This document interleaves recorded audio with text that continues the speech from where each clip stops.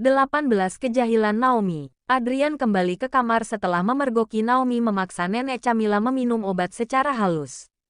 Bahkan Naomi tak membutuhkan usaha keras untuk membuat Nenek Camilla yang keras kepala masuk ke dalam jebakannya. Mungkin, di mata orang lain Naomi hanyalah gadis culun dan sama sekali tak menarik. Tetapi tidak bagi Adrian. Di balik tampilan culun dan sederhana itu, ada magnet kuat yang terus menariknya. Sikapnya yang pembangkang, bibir mungilnya yang selalu melontarkan makian, sifat jahil yang kadang terlihat sangat menggemaskan. Bahkan bekas gigitan Naomi semalam masih membekas di bahu Adrian. Dan anehnya, setiap kelakuan Naomi bukannya membuat Adrian kesal, tetapi justru mengusir rasa jenuh. Mewarnai hidup Adrian yang kelabu. Adrian melepas pakaian formal yang membalut tubuhnya seharian ini dan memasukkan ke dalam keranjang pakaian kotor. Kini tubuh kekarnya hanya terbalut handuk putih. Ia lalu masuk ke kamar mandi dan berendam di air hangat. Nyaman sekali. Berendam membuat otot-ototnya yang terasa kaku menjadi lebih rileks. Adrian bersandar pada tepi bathtub dengan pikiran dipenuhi bayangan Naomi. Seharusnya aku membencimu. Kepiting kecil, ucapnya. Mengingat Naomi adalah adik kandung dari pria yang telah menghancurkan hubungannya dengan Hailea. Tapi kenapa malah sebaliknya? Hampir 30 menit dihabiskan Adrian untuk berendam, sampai akhirnya keluar dari kamar mandi. Ia merasa lebih segar sekarang. Adrian sedang berdiri di sisi lemari ketika Naomi memasuki kamar. Tanpa memerdulikan keadaan sekitar, wanita itu menutup pintu dan membuka kemejanya. Sepertinya belum menyadari keberadaan Adrian di kamar. Ternyata bukan hanya penyakit yang bisa menurun. Karakter juga bisa menurun. Nenek benar-benar seperti berada dalam satu cetakan dengan predator berkedok manusia itu, Tuan Adrian Marks yang terhormat. Adrian terdiam di tempat mendengarkan omelan Naomi. Wanita itu berdiri di tepi ranjang sambil membuka celana berbahan denim yang menampilkan lekukan pinggangnya yang ramping, menyisakan dalaman berbentuk segitiga berenda. Naomi memberi pijatan lembut pada tengkuk lehernya.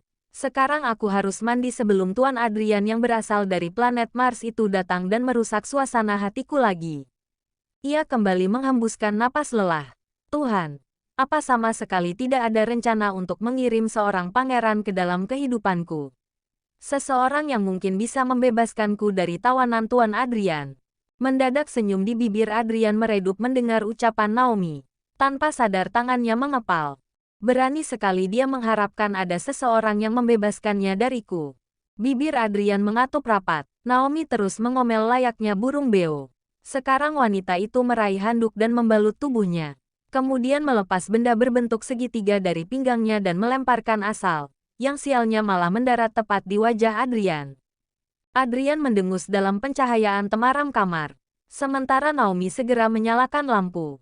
Kontan saja sepasang bola matanya membeliak saat melihat sosok tak jauh darinya. Apalagi benda keramat miliknya sedang bertengger manja di wajah Adrian. Sejak kapan dia ada di sini? Ini pertama kalinya ada yang melemparku dengan benda seperti ini. Adrian menyingkirkan benda kecil itu dari wajahnya, lalu memasukkan ke dalam keranjang pakaian kotor. Sekarang malah aku yang melayaninya secara tidak langsung. Gumam Adrian dalam hati setelah memasukkan dalaman Naomi. Menyadari sinyal bahaya, kaki Naomi perlahan bergerak mundur. Ia harus segera menyiapkan antisipasi jika Adrian menyerangnya. Apa Anda punya kemampuan aparate seperti di film Harry Potter, Tuan? Anda tiba-tiba ada di sini, ucapnya berusaha menghibur. Adrian menyeringai. Tidak, aku hanya tahu cara menggunakan mantra Wingardium Leviosa. Naomi semakin mundur, teringat jenis mantra yang baru saja diucapkan Adrian. Dan Naomi paham maksudnya, bahwa Adrian akan mengangkat tubuh kecilnya seringan kapas. Tentu saja menuju tempat tidur. Lain kali saja, aku sedang tidak tertarik berguling di kasur denganmu. Secepat cahaya kilat di angkasa, Naomi membalik tubuhnya. Terburu-buru masuk ke kamar mandi dan menutup pintu rapat. Brak, ark, kening Adrian baru saja membentuk pintu kala berusaha mengejar Naomi. Ia mendengus sebal sambil mengusap kening. Naomi, buka pintunya atau kudobrak, teriak Adrian. Tetapi Naomi sama sekali tak peduli. Suara cekikikan bahkan terdengar dari dalam sana. Hei, Tuan Adrian jelek, arogan dan pemaksa. Cobalah menggunakan mantra Alohomora. Mungkin saja Anda bisa menembus pintu tebal ini. Cukup lama Naomi menghabiskan waktu di kamar mandi dengan berendam di air hangat untuk melepas rasa lelah setelah aktivitas seharian. Sambil memikirkan di mana akan mencari pekerjaan selanjutnya. Aku tidak mungkin membiarkan hidupku tamat di tangan Tuan Adrian, kan? Ia menengadahkan kepala menatap langit-langit kamar mandi, membayangkan hal-hal mengerikan yang mungkin akan terjadi pada dirinya di masa mendatang. Setelah merasa lebih baik, Naomi menuntaskan ritual mandinya, lalu membuka pintu kamar mandi sedikit demi sedikit yang hanya muat untuk matanya, untuk melihat keadaan di luar. Sepertinya sudah aman. Predator tua bangka itu sudah keluar dari kamar. Naomi segera berjalan keluar. Ia dapat bernapas lega karena Adrian benar-benar sudah tak ada di sana.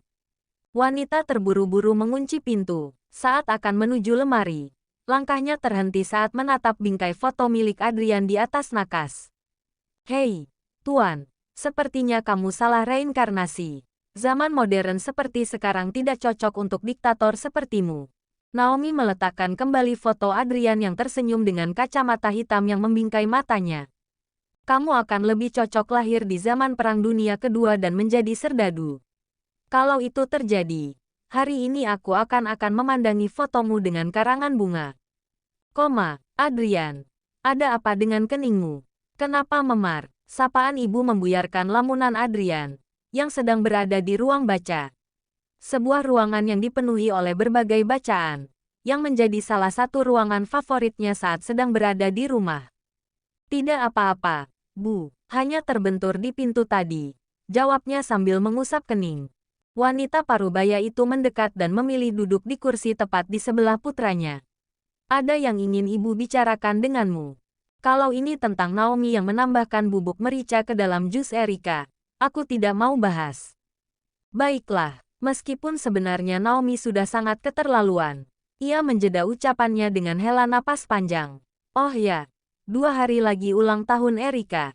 Apa kamu sudah mempersiapkan hadiah untuknya?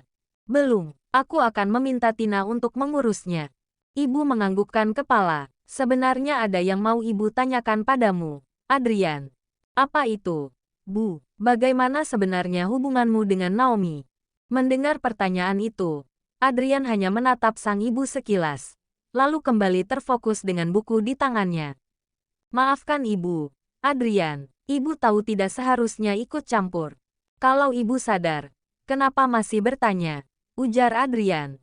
Ibu hanya menginginkan yang terbaik untukmu. Apa itu salah? Jujur saja, tadi pagi ibu bicara dengannya, dan dia mengakui bahwa sebenarnya tidak mau menikah denganmu. Tapi kamulah yang sudah memaksanya. Sorot mata tajam Adrian langsung mengarah pada sang ibu, membuat wanita itu merasa tubuhnya meremang. Naomi berkata begitu, tanya Adrian. Tentu saja, karena itu ibu menanyakan padamu. Kalau memang seperti itu keadaannya, kenapa kamu tidak lepaskan saja dia dan mencari wanita yang lebih layak? Adrian menghembuskan napas panjang seraya melipat buku di tangannya. Ia letakkan kembali ke atas meja. Maaf, Bu, aku sedang tidak mau membahas masalah ini. Tolong tinggalkan aku sendiri. Tapi Adrian, ibu hanya menginginkan yang terbaik untuk putra ibu satu-satunya. Dan Naomi bukan. Aku tidak mau membahasnya, Bu. Potong Adrian cepat, membuat keheningan tercipta di ruangan itu. Meskipun tampak kesal, namun, ibu memilih tak melanjutkan pembahasan yang mungkin akan memancing amarah Adrian. Baiklah. Ibu tidak akan memaksa. Ibu hanya memintamu memikirkannya. Wanita itu bangkit dari duduknya dan segera keluar dari ruangan, meninggalkan Adrian yang masih mematung di tempat duduknya. Tangan Adrian terkepal kuat. Ucapan ibu barusan terus terngiang dalam ingatannya. Naomi, apa dia benar-benar ingin lepas dariku?